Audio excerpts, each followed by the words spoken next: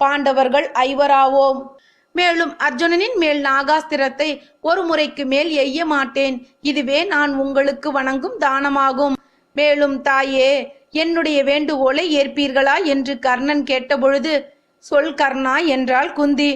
குருஷேத்திர யுத்தத்தில் அர்ஜுனனால் நான் கொல்லப்பட்டால் என்னுடைய இறப்பிற்கு பின்பு என்னுடைய தாய் நீங்கள்தான் என்று உலகத்தில் அனைவரும் ஒப்புக்கொள்ளுமாறு பரவச் செய்ய வேண்டும். என்னுடைய சடலத்திற்கு பாலூற்றி அந்த உறவு முறையை வெளிப்படுத்தி உங்கள் புதல்வன் தான் நான் என்று உலகிற்கு உணர்த்துங்கள். ஆனால் எக்காரணம் கொண்டும் போருக்கு முன்பு என்னுடைய பிறப்பின் ரகசியத்தை எவரிடமும் கூற வேண்டாம் என்று கேட்டுக்கொண்டான். குந்தியும் அதனை ஏற்றுக்கொண்டாள். குந்தி கர்ணனிடம் விடை பெற்று பிரிய மனமின்றி பிரிந்து செல்கிறார். ஆம், கர்ணனிடம் குந்தி பெற்றது வரம். ஆனால் கர்ணனுக்கோ அது சாபம்.